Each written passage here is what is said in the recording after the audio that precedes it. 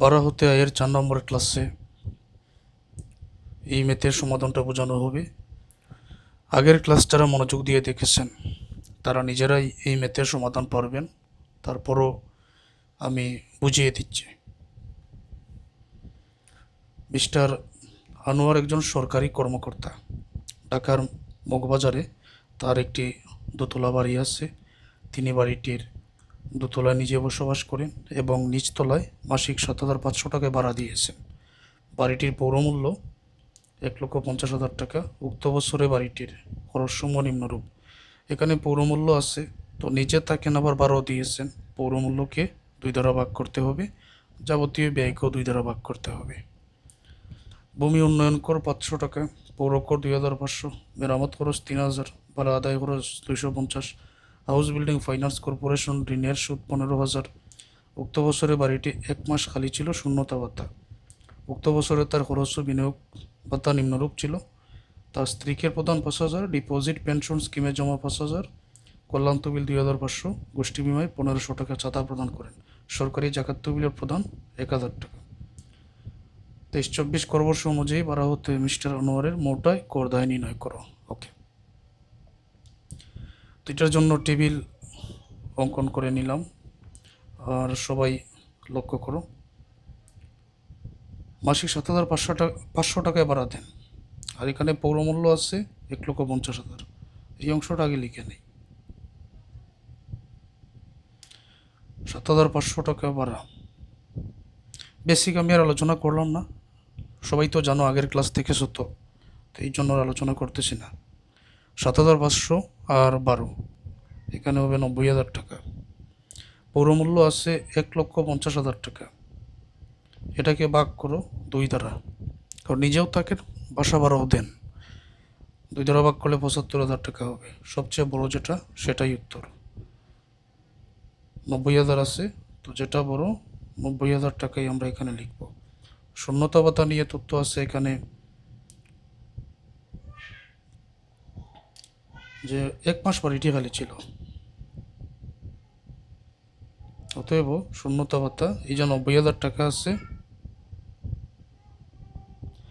এটাকে 12 দিয়ে ভাগ করো, 1 দ্বারা গুণ করো, তখন উত্তরে আসবে 7,500।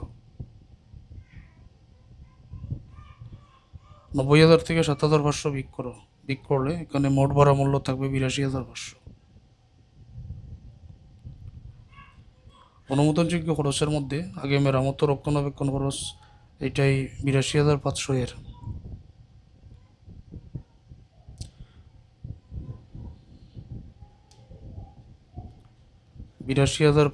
এর 25% আগে লিখে নেই, 20,625। তারপর অন্যান্য যেগুলো ছিল, যেমন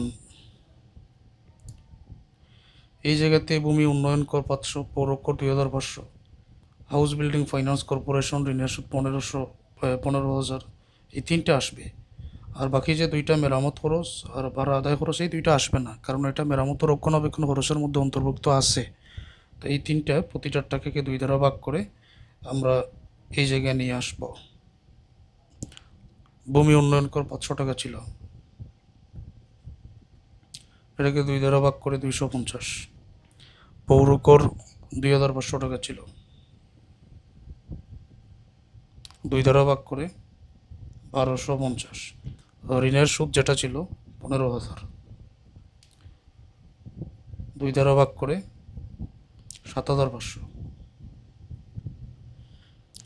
যোগ করলে হবে 29,625।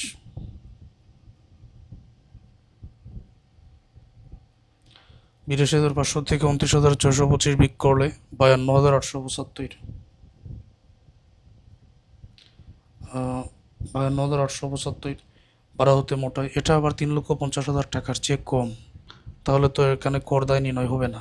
কর দায় নির্ণয় হবে না, ঠিক আছে, তবে এই যে বিনিয়োগের পরিমাণ যেটা, উক্ত বছরে তার খরচ ও বিনিয়োগ নিম্নরূপ। তো বিনিয়োগের পরিমাণ এখানে স্ত্রীকে প্রদান যে 5,000, এটা তো আর পারিবারিক খরচ, এটা তো আর বিনিয়োগ না। ডিপোজিট পেনশন স্কিমে জমা 5,000, কল্যাণ তহবিল 2,500, গোষ্ঠী বিমায় 1,500 এই জায়গায় আসছে। সরকারি জাকাত তহবিল 1,000। এই চারটেই নিয়ে আসো। আর বাকি নিয়ম তো সবাই জানো, আশা করি নিয়মটা আর দেখাতে হবে না। তো এই জায়গায় লিখে রাখা হয়েছে আগে থেকেই, ডিপোজিট পেনশন স্কিমে জমা টাকার পরিমাণ 5,000, কল্যাণ তহবিলে জমা 2,500, গোষ্ঠী বিমায় চাঁদা জমা যেটা, এটা 1,500, সরকারি জাকাত তহবিলে প্রদান 1,000 যোগ করো। যোগ করলে মোট বিনিয়োগের পরিমাণ হবে এখানে 10,000 টাকা। মোট আয় ছিল এই জায়গায় 52,875। এখন নিয়ম হচ্ছে মোট আয়ের 3%, অর্থাৎ 52,875-এর 3% কত হবে? 1,586। বিনিয়োগ আছে 10,000, 10,000-এর 15% কত হবে? 1,500। সর্বোচ্চ সীমা 10 লক্ষ।